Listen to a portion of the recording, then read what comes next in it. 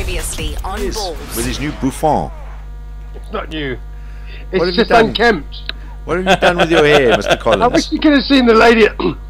There's this interesting Afrikaans lady at ENCA News or whatever they call it, and she couldn't deal with my hair this morning. And I felt so sorry for her. It's no one's fault, is it? I mean, you just get born with hair like this. There's nothing you can do. You must At least remember, you got it. That's the most important thing, Neal. I think that's what I'm doing. I'm just hanging on to as much hair as I can at this point. you must remember you're a POM in South Africa, so you know it's difficult. Your hair is made for English conditions. I think that's what it is. That's exactly Yes, what it is. yes. But listen. Feel free to have a twack on air, by the way. Sorry? Feel free to have a twack on air. Sorry, mate. I am, yeah. Yeah, I know you are. Hey, how you doing? Yeah, no, listen, POM in South Africa or not, I tell you what, you know that place near Loftus where everyone goes drinking? Chwani. Eastwards. It's in Tshwane, yeah. It's definitely in Tshwane. I checked that. Eastwards. And then I tried to find Duncan Street. I know where Duncan Street is. Yeah. And it wasn't called Duncan Street. It was called something else. Pretoria. Anyway, I'm getting used to it. But I had a great day yesterday at the Clint Eastwoods. That's it. That's it. Clint Eastwoods. That's it. And it was brilliant. And I met Eric Tinkler's dad. Woohoo! Have you? Yeah, I've met Eric's dad as well. Yeah. I tell you what, he was a boxer, and we were talking great, you know, going right back to Terra Matabula, that first boxing guy I ever interviewed. Terra Matabula, he was a South African world champion, and then we also went back to who was that light heavyweight? Pierre Fourie. Fourie, that's the one. Yeah, there's a guy. If ever there should have been a world champion, it was him. Was it, who did he fight over there? Bob Foster and Victor Galindez. Victor Galindez. And Bob Foster, they were two great fights. Bob Foster was a great fighter, wasn't he? Yeah, no, he fought some. I mean, those three were at the top of their game. He just and he gave them a hell of a fight as well. So there's Eric Tinkler, the Orlando Pirates assistant manager, telling me the history of boxing in South Africa. It was a very, very, and then he let me speak to his boy on the phone as well, so I could congratulate him. It was a great win for Orlando Pirates yesterday. Yeah, but seriously, Collins, I mean, when you start tweeting and going, well, people are going on about this, that, and the Windies and ignoring Pirates win the streak. I mean, come on, there was a league game versus the West Indies winning a world championship again, their first one since the 1970s. You can't compare. No, I loved it. I loved the Windies winning. Sorry, I've always been behind it. I think it was a great story for cricket. The bloke you just had on was sensational. H.D. Ackerman. Yeah, of course. Well, he's good, isn't he? So I didn't catch his name when he first came on. I love him. He's very good on the telly, and I think that you and I mean, I got involved in that rebel tour of West Indians here, and I got to know Collis King. He came down to Durban, and I started to realise Did you know Collis in Durban? Well, Kingdom played for Natal for 2 years. He was one of my best mates in Durban at the time. I was at Capital Radio. Yeah, and Hartley and Lane used to bowl at me in the nets and try and take my head off in the days before helmets. Was that you, the guy with the brown streak down his pants? That was me. And a guy called Tony Bradshaw. He was the other cricket writer. We used to play for those Natal Miners, and Kingdom and Hartley were around. Kingdom got 5 bullets put through his back windscreen one night when he took the Holiday Inn's waitress home. The cops followed him, and I was following Kingdom, and the cops put 5 bullets through his back windscreen. That was front page of the Daily Mail, that was. Yeah. First story I got in the Daily Mail. You know, in 1984, I think. Yeah, mid-80s. He was there until the early 90s, and I remember his last year at Natal when he left. He was supposed to go to Amsterdam to go and play some cricket in the Netherlands. They lost him completely. No one knew where he went. He just went walkabout. That was Kingdom. That's right, and if he didn't have a bottle of, I'm going a bit by him, but if he didn't have a bottle of rum a day, he would get cramp. Yeah. So, but he ended up playing club cricket until quite recently in Britain, up north. And the legend goes that if you walked anywhere in, whether it be Barbados, Jamaica, or whatever, if Kingdom was there, you could just ask anyone, and they'd say, "Have you seen Collis King?" They'd know exactly where he was. Yeah, but listen, he did go after the Rebel tour. He went through a hard time because people did turn on him for his decision, because Viv Richards wouldn't come, and public opinion was very much against that Rebel tour. But it was very, very interesting to be with Hartley and Kingdom in the Durban beachfront. It was fine all year until all the Varleys would come down, and then it used to get difficult. And now you're one of them, from the heart of Varley land, aka Tshwane. Tshwane, yeah, no, I don't think you can call people from Tshwane Varleys anymore. Tshwaneans. Listen, I heard a bloke this morning come on, a foreign bloke actually, nearly as foreign as me, and he suggested that we call Pretoria Mandela. just call it Mandela, like Washington is Washington. And it got quite a good response. Rudy Klabi didn't like it, but it got a good response.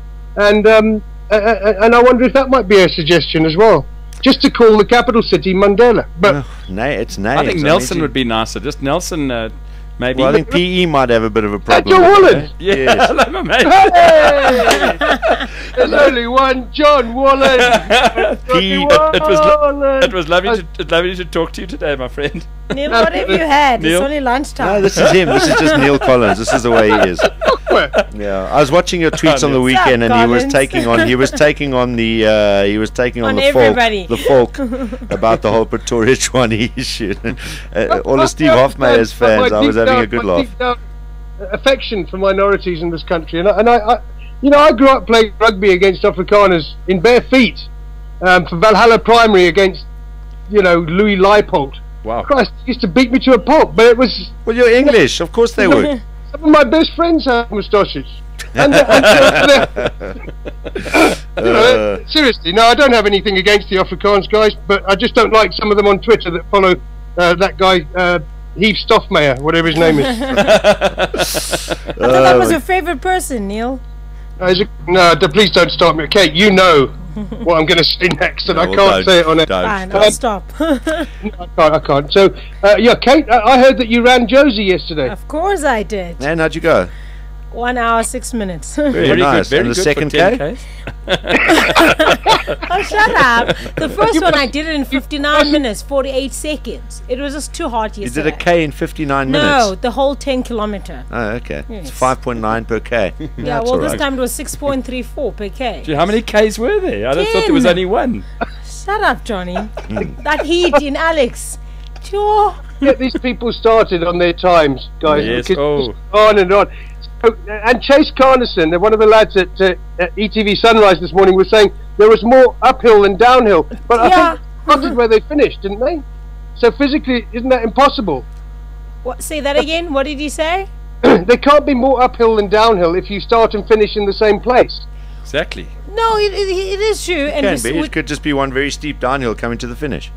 no, we didn't literally finish at the same place. It was but it was similar spot. But there were more uphills than downhills. I'll explain. Look, I'll explain to you guys physics one day. But you talk football. You talk Arsenal, Darren. No, I want to talk about this. We forgot to ask HG about that world team, but I know he was standing by. He said prepared for it. Anyway, I want to ask. First of all, how does Luke Wright get into that World T20 team? What the hell did he do? Is there a rule? There has to be one POM in every team, composite team selected. Well, listen, I know what you're saying because Luke Wright came over here and played for Paul Collingwood's. What were they called? What was that side called that played at Willowmore Park in your T20 last year? That Luke played in my T20. In the South African T20. Oh yes, the Impy, the Impy, the Wimpy, That's it, Wimpy. Collingwood's Impy. And Luke played for them, and he had a hard time. But listen, he is a good one-day player. He signed a contract with someone, and we have to have more IPL sides than any other in this world, the Champions League T20 that we're about to host here.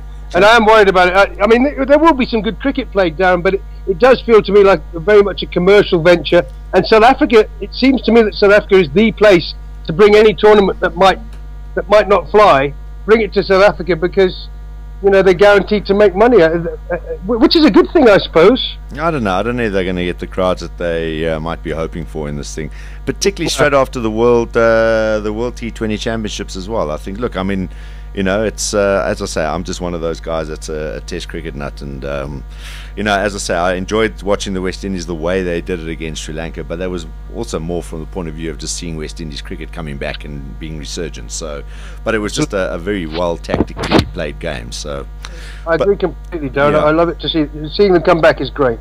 But now, what I wanted to talk to you about today, from a soccer point of view, was we'll talk about Mr. Naskins in just a moment, because when I saw us go 1-0, I thought, oh my goodness, here we go.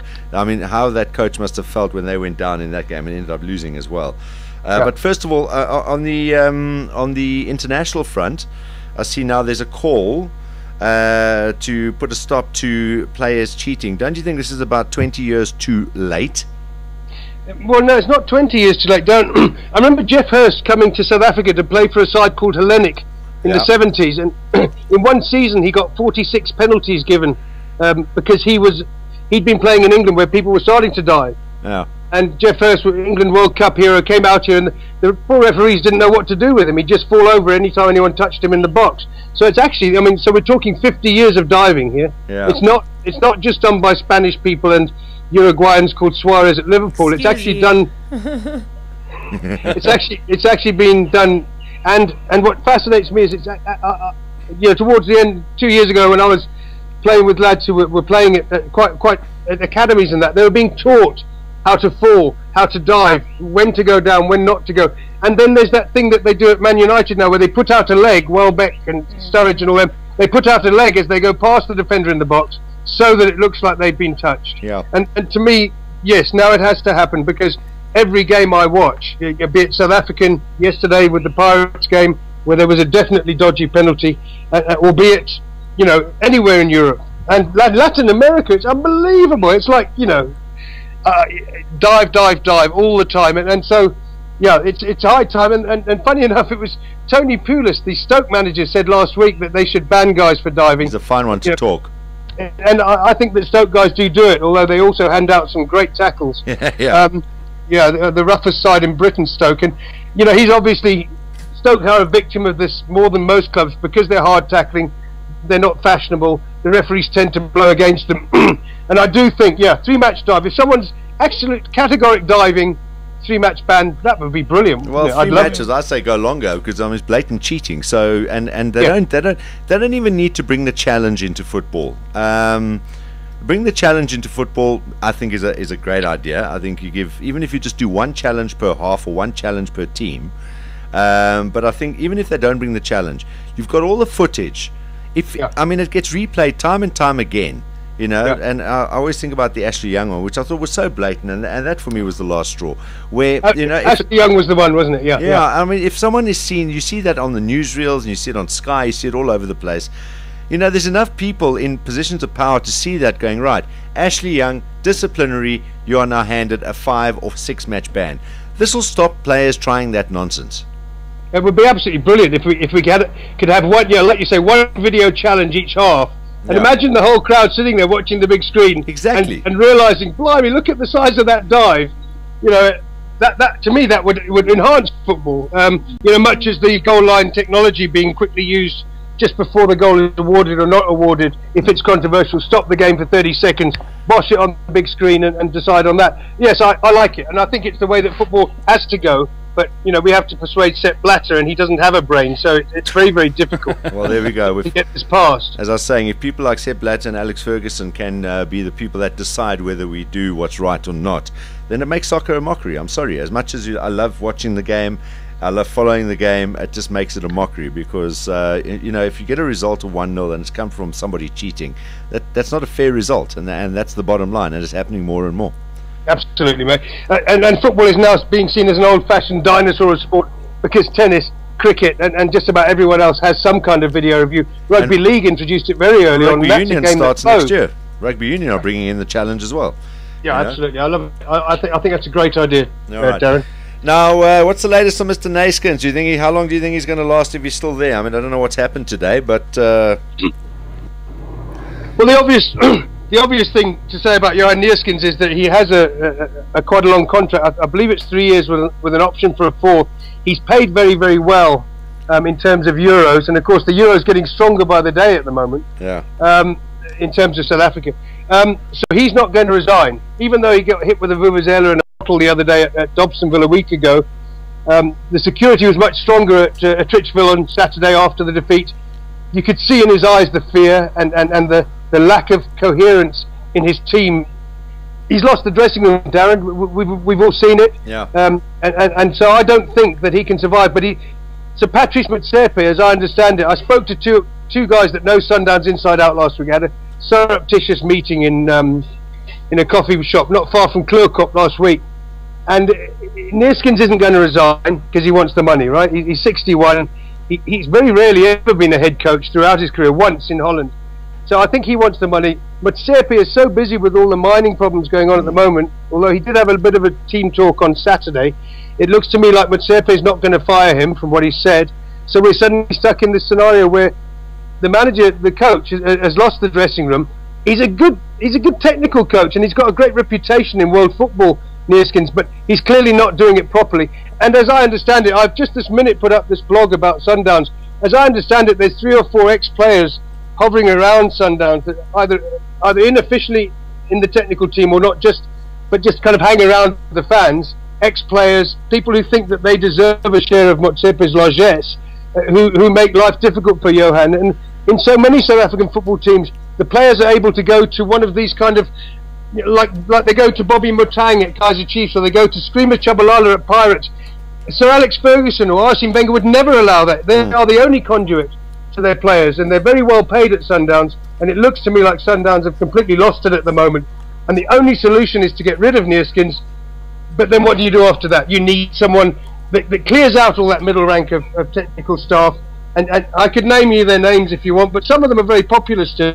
But then why don't make one of them? Your Trot Malotta, your Mambush Madao, your Malombo, well, pay them out, make Trot Malotta the coach, and then, you know, the only way it's going to... No, but seriously, I mean, it might not, you know, but if that's not going to be the way to go, but that is what keeps happening every time they bring a new coach in, and one of these so-called third forces within the team that is creating this unease with the spectators, give him the job, and then say, right, go and do the job. If he does the job, all good and well. But if he doesn't, at least then the spectators will go and say, well, hold on a second, okay, we're not listening to you again. Because that is the problem. It's people that are turning the spectators against the coach time and time again, and we've seen it time and time again. I mean, in a moment, there's not going to be anyone who's going to want to coach a PSL side, particularly one of the big boys, because of that. You know, I think Stuart Baxter, having a guy like Doc around there, I think is such a clever move, because Doc Khumalo is, you know, he will respect Stuart Baxter, and the crowd respect him as well. So if he's that middleman between crowd and coach, then you're not going to get this bull dust going on there. And look at their results. Look how well they're doing at the moment. So you got to look at who those other guys are. They're as crucial as the coach you employ. But all the way through this, I've never considered Trot Malotta as a coach for Sundowns. He's been caretaker a couple of times, and he has a certain following. I agree with that. Most of them are screaming for the return of Pitso Mosimane, who I felt was quite discredited by his Bafana experience. But obviously there are fans of both Pitso and Trot.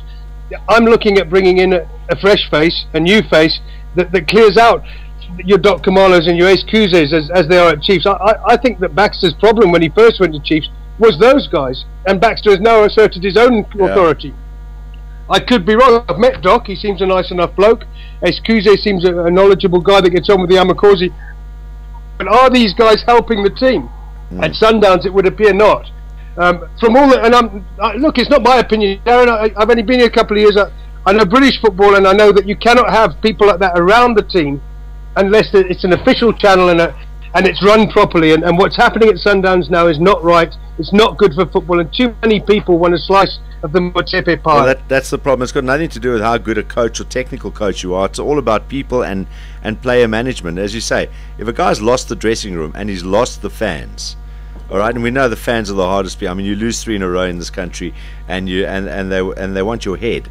But if then you need to get somebody that has the automatic respect of both and will garner that. So, you know, even if you've got a guy who's technically good, so I mean, a guy like Lucas, you know, Lucas might not be technically a great coach. We don't know, because he's never really been in that role. But get him to Sundowns. You know, if I was a guy like Neeskens, I'd go straight to Lucas and say, right, are you involved in, because Lucas has said on this show already, he's available if people want his advice and want his expertise and they want him to be involved. He's a legend of South African football, if not the biggest one. Go to Sundowns, get him involved there and say, right, Lucas, you're with us. This is your role. You're there. I listen to you. You listen to me. We work as a team. I don't think they'll have any problems. Well, Darren, you and I both met Lucas Radebe. We're both very fortunate to have had several conversations with him. And I wanted him, obviously, to be involved. But when Gordon Ingerson got the Bafana job with Thomas Madigagi, I just thought Lucas Radebe was a natural fit to slot in, you know, in that situation. For one reason or another, apparently because he's not got great Orlando Pirates roots, he's not looked upon in any positive fashion for a role that big. I think he could do it.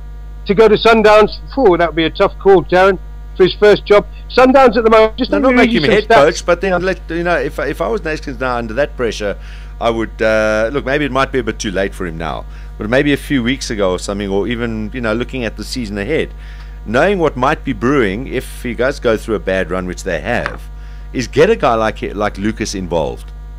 Yeah, I'd love it, mate. Listen, I'd be the first man to put up my hand and say, give Lucas Radebe a chance. His honeymoon period would be extensive because he is still beloved of this country, and I'd love to see him involved in any way in football. I can't believe that Safa haven't done anything after your interview with him, after what the stuff that I've carried. No one has made any attempt, as far as I can tell, to say to Lucas Radebe, well, why don't you get involved here at Golden Arrows or at Chipper or somewhere like that? If he wants to get involved in football again, let's see how he does. Let's see his face back in here. Because you and I both know that he's a statesman and he could do this thing. So I'm shocked and stunned, and I look at the Sundowns situation. I look at their inability to react properly at every level, on their website, on their tweets. That no one reacts properly at Sundowns. I tell you what, Morocco Swallows, they've got a brilliant website. Amatux, you should have seen their match program yesterday. It's about communication.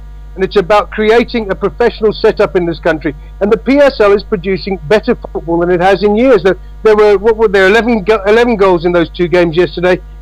The Pirates game was good to watch. It was absolutely brilliant, and a good crowd, well behaved. People who recognise me in the crowd know that I've had a dig at Pirates and at the Iron Duke, and they were happy to shake my hand. And I love football in this country, and I just think that the Sundown situation is a classic example of how we could make it better, and with all that money that Motsepe's got. The stats, 8 games without a win, mate. 2 goals and a single point since they beat Chipper on the first day of the season. That is catastrophic in any league, not just South Africa. And they've got to do something about it now, because it might be too late. I think it's probably already too late for them. I mean, they've got to, Chiefs are doing what they are looking dangerous, Pirates are looking dangerous. To play catch up against sides like that when they're on their game. Sure, if they're also losing games, that's a wide open league, as we know. And that's generally where SuperSport take advantage. But well, Gavin with his bus, 7 draws he's had in his last 8 games. And one of the lads today, the lad Zuma, of all people, Super Ciso Zuma, has come out and told him what he thinks of his tactics, apparently, and has been off with flu for a week. And apparently he said to Gavin, "Are you a coach or a bus?" I don't know. But I can imagine how that went down. Yeah. But remember what Gordon Iggerson did to Swallows, Darren. That I would say that. Yeah. That he is. But they have got a good enough squad to get out of this. You've got to remember, Neil, Swallows came off a different platform, though. I mean, Swallows were in dire straits. If Swallows, it's a different kind of pressure when you there or thereabouts, and people are expecting you to win titles and win trophies. Now, Swallows in years gone by, yes, people would have expected them to give the 2 big guns, Pirates and Chiefs, a good shake-up. But over the last few years, I mean, they've been literally battling for survival. Different scenario, and for Gordon to come in there, he knew that he could actually, the guys were desperate. They wanted someone to come in there and give them that right frame of mind, that right kind of psyche to go, listen, and he gave it to them. And which Gordon's great at. I mean, it was a kind of very different scenario. Now, the fact that they almost challenged for the title last year, and they'll be there or thereabouts again this year.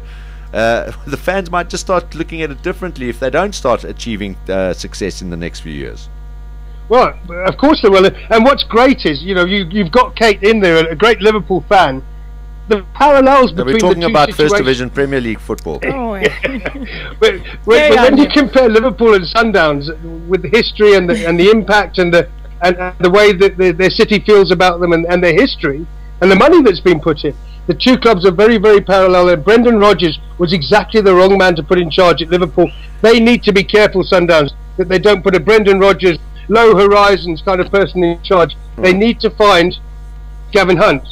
Without any question. Give Gavin the big budget. Give him the talented squad. Come on, he's been interviewed twice by them. You don't go. No one goes from Man United to coach Man City. The same thing. You don't cross Pretoria. You don't cross Tshwane to go from SuperSport United to Mamelodi. Watch yourself with that Pretoria thing. Okay, Tshwane has got room. He's got room for Gavin Hunt to move across. And I know that they interviewed him twice before they gave the job to Neal. You won't do it. Steve Barker. No, you Steve won't. Barker. Oh, look at Stevie Barker. Look at Clive Barker, for that matter. Clive's still coaching Amazulu at 103. He's a wonderful man. It needs to be someone with that natural Gordon Iggerson type. I can get hold of this. I can get a grip on this. I can change go away with your Gavin Hunt tendencies. You leave him right where he is. Thank you. He's a lovely man. You know that. I know that. All right, Neal, we're going to leave it. Listen, we were saying a little, maybe we should just give you your own show. Yes. 2 hours. I'd rather talk to you. You know, what always staggers me, and what I told a lot of people yesterday, is how, because we were talking with his dad, and there were quite a few guys started to kind of gather around at this Clint Eastwood place, and It's called Eastwoods. and your name came up, as it would in Chwani, and I said how much you know about local football, and it always staggers me that you know your take on football. I suppose it's because you're an Arsenal fan, mate, so you know your football We know well. our football, yeah. And it's great to talk to you. It's easy to talk to you. You know where it comes from, and that's what makes it easy to talk. And always talking to you makes us late for sport, but we don't mind because it's always entertaining. Whole 7 minutes. All right, tell the book thief I finally found out what she was hiding name she was hiding under on Twitter. So tell the book thief I'm following her now as well. But you must be Mate, you've got to watch out for Twitter, mate. You can find the strangest of people. I know. Those tags, hidden under tags. Strange All names. right. Thanks, Neal. We'll chat to you soon, bud. Cheers, Colleen. Bye, mate. Cheers, bye-bye. Cheers, Neal. Bye, there we go. Did you call him Colleen? No, Collie. Oh, okay. I like it. It's a I was going to fiction. say, looking at his hair, it could be a Colleen. Colleen, not Colleen. Cheers, Neal. Cheers, Neal. Right, Neal Collins, always entertaining. I'm telling you, he should get his own show. Yeah, he's great. 2